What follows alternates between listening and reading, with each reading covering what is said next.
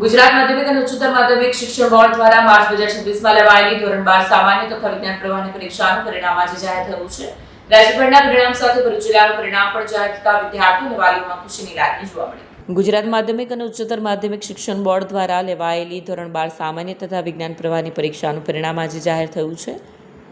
ભરૂચ જિલ્લાનું પરિણામ પણ જાહેર થતા વિદ્યાર્થીઓ વાલીઓમાં ખુશીની લાગણી જોવા મળી છે. જિલ્લામાં ધોરણ 12 સામાન્ય પ્રવાહમાં 93.37%, જ્યારે વિજ્ઞાન પ્રવાહમાં 80.59% પરિણામ નોંધાયું છે.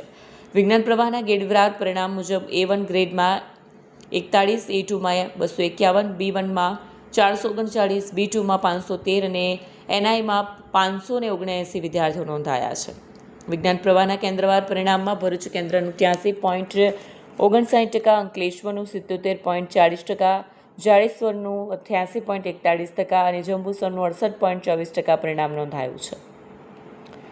સામાન્ય પ્રવાહના ગ્રેડવાર પરિણામ પર નજર કરીએ તો A1માં 71, A2માં 454, B1માં 1073, B2માં 1843 અને NIમાં 584 વિદ્યાર્થીઓ નોંધાયા છે. સામાન્ય પ્રવાહના કેન્દ્રવાર પરિણામ મુજબ નેત્રંગ કેન્દ્રએ 99.31% સાથે સૌથી વધુ પરિણામ નોંધાવ્યું છે. ઉપરાંત દહેજ કેન્દ્રનું 98.25%, થવા કેન્દ્રનું 96.48%, આમોદનું 94.58%, ઝઘડિયાનું 93.89%, જાડેશ્વરનું 93.58%, વાલિયાનું 92.90%, જંબુસરનું 92.71%, અંકલેશ્વરનું 92.66%, દયાદરાનું 91.75%, હાંસોટનું 91.74% અને ભરૂચ કેન્દ્રનું 90.53% પરિણામ નોંધાયું છે.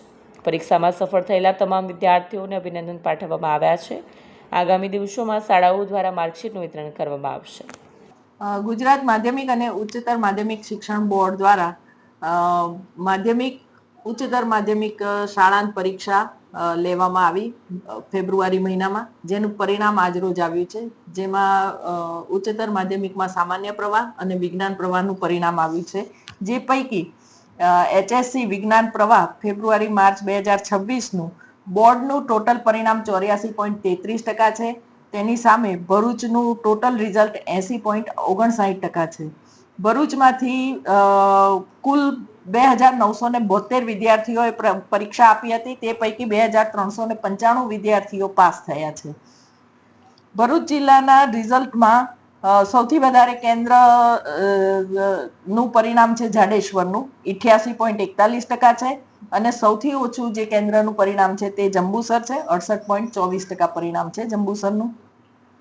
ભરૂચ જિલ્લાની માત્ર 2 સરકારી માધ્યમિક વિજ્ઞાન પ્રવાહની શાળાઓ છે, જે પૈકી વાગરા વિજ્ઞાન પ્રવાહની શાળામાં 72% પરિણામ આવ્યું છે અને હાંસોટ વિજ્ઞાન પ્રવાહની શાળામાં 89.47% પરિણામ આવ્યું છે.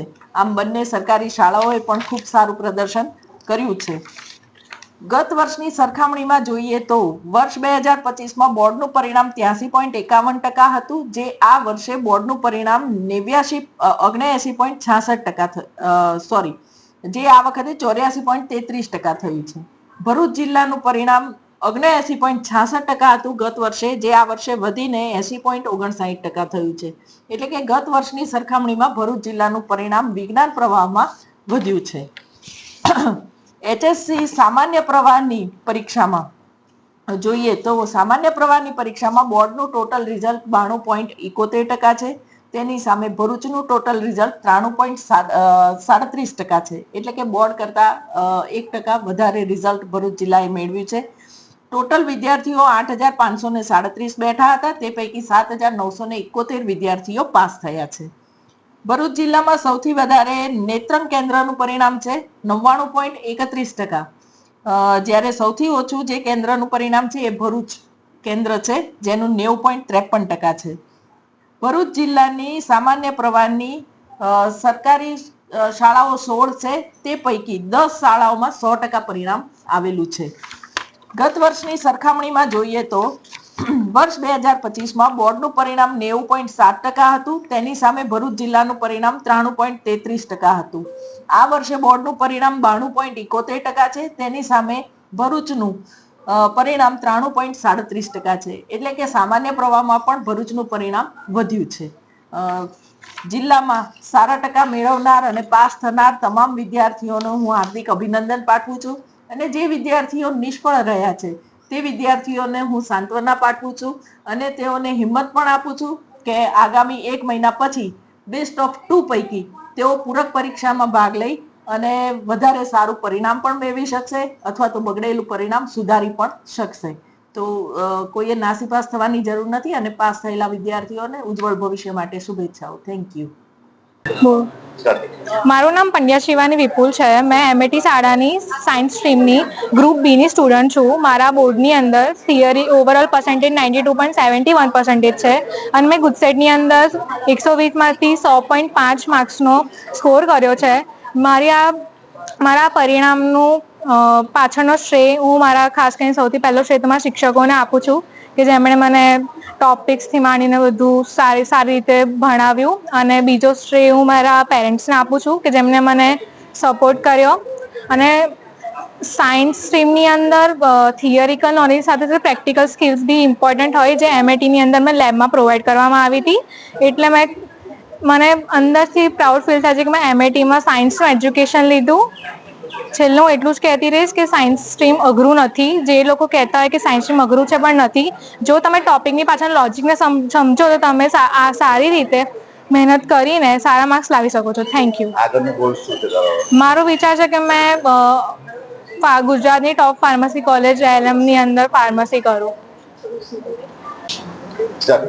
Hello everyone, my name is Mohammad Hasan Sarfaraz Vadiwala. હું સ્ટાન્ડર્ડ 12th HSC બોર્ડની 2025-26ની એક્ઝામ આપી, જેમાં મેં 92.15% અને ગુજકેટમાં 117.75 117.75 માર્ક્સ મેળવ્યા છે. એના માટે હું આ શાળા એમઈટી શાળાનો ખૂબ ખૂબ આભારી છું. એમના ટીચર્સ, એમના સ્ટાફ જે ખૂબ જ કોઓપરેટિવ હતા. એમણે મને દરેક સ્ટેપ પર મારી મદદ કરી, ગાઈડન્સ આપી અને મને અસિસ્ટ કર્યા. ઇવન મારા પેરેન્ટ્સ કે જેમણે મને દરેક રિસોર્સિસ પૂરા પાડ્યા અને મને હેલ્પ કરી આ જર્નીના થ્રુ. અને આ જર્નીના અંતે હું આજે આપની સમક્ષ ઊભો છું. A1 ગ્રેડ આવ્યો છે મારો. એના માટે હું આપ સૌનો, સ્પેશિયલી આ એમઈટી શાળાનો ખૂબ ખૂબ આભારી છું. Thank you everyone. અને આગળ હું CSE કરવાનો વિચાર છે મારો, જેમાં હું LDCE અમદાવાદની કોલેજમાં એડમિશન લેવાનું વિચારું છું. અને આગળ માસ્ટર્સ માટે AIMLનો મારો વિચાર છે. Thank you everyone. મારું નામ પટેલ વિશ્વા સંજયભાઈ છે. એમઈટી શાળાના માર્ગદર્શન હેઠળ ધોરણ 12 સાયન્સની પરીક્ષામાં મેં 93.38% અને 99.53% મેળવ્યા છે. આ ઉપરાંત ગુજકેટ પરીક્ષામાં 120માંથી 111.25 ગુણ મેળવ્યા છે. તમને એક વાત જાણીને આશ્ચર્ય થશે કે મેં આ ગુણ કઈ રીતે મેળવ્યા છે. આ ગુણ પાછળનો શ્રેય હું મારી મહેનત અને માતા પિતાના આશીર્વાદને આપું છું. આ ઉપરાંત તમને એક વાત જાણીને આશ્ચર્ય થશે કે હું આ પરિણામ કોઈ પણ ટ્યુશન અને કોચિંગ વગર મેળવવામાં સફળ રહી છું.